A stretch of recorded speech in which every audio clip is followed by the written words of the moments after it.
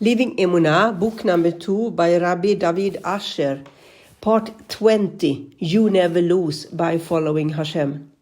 Rashi in Bereshit 23:1 comments that Sarah Imenu's death is side by side to the offering of Yitzchak, because Sarah died as a result of hearing that her son was nearly brought as a sacrifice.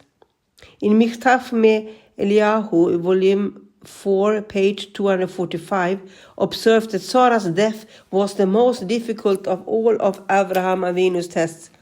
After performing an heroic act of Avodat Hashem, being prepared to sacrifice his son in fulfillment of Hashem's command, he is informed that his wife died as a result of this act.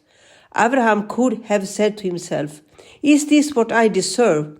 Is it right for this to happen to me after all I have done?" He could have second-guessed his actions, but instead he accepted this loss with dignity and without questioning Hashem. Thus he passed yet another test. The question, however, remains, how could this be? Abraham was following Hashem's will. We are taught that we never lose by performing mitzvot. How is it possible that Abraham lost his wife because of his compliance with the command of the Akedah? The Bayam Derech in Parashat Chai Sarah, Chelek Bet, explains that Sarah Emuna did not die because she heard about the Akedah. She died because the time came for her to leave the world. There were many different ways this could have happened, but Hashem in his infinite wisdom made it happen this way. Sarah did not die 1 minute before she was destined, and Abraham thus lost nothing as a result of Akedah. By having Sarah die in this fashion, Hashem gave Abraham another test, an opportunity to become even greater. We never lose by following Hashem's will. It might seem to us that we lose, but this is incorrect. When it appears we lose as a result of a mitzvah, this is a test. Imagine a store owner in his store, waiting for customers when someone enters and asks him for a favor.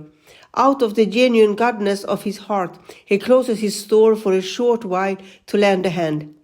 He returns a half hour later and is told that a very wealthy customer came to place a large order, but because the business was closed, he went to the competitor. The store owner must realize that he did not lose a penny by helping the person. The wealthy man was never his customer. Hashem made that man stop at the store as a test. If a person lends money to someone in need and he never sees the money again, he might wonder, is it right that I should lose for being nice? He should not be fooled. This is a test. Hashem gives us all precisely the amount of money we are meant to receive. We never lose as a result of a mitzvah. A young man once came to Rabbi in broken spirits. He said he found the girl whom he thought he would marry, but right before they were going to get engaged, the girl's father called it off because the young man did not have a job. "I'm about tshuva," the young man said, "and I left my job last year so I could devote time to learning Torah. Is it fair that I should lose this girl because of what I did?" "God forbid, you are not losing anything," the rabbi said. "This girl is not your intended wife. Hashem caused her father to want someone with money to prevent you from marrying the wrong person. If you ask why it had to happen this way, why you had to meet her in the first place, the answer is that Hashem is testing you.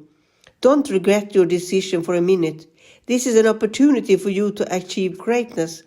Soon you will find your match, and you will see very clearly that Hashem knew what he was doing the whole time. The rule is everything that happens is exactly what was supposed to happen. Hashem has many different ways of making things happen, and sometimes he shows us the way that makes it appear we lose as a result of the good choices that we make. We must not be fooled. We must always remember that this is just a test. Hashem knows we can overcome it, and so we must trust him and continue doing the right thing, and this will bring us blessing and success.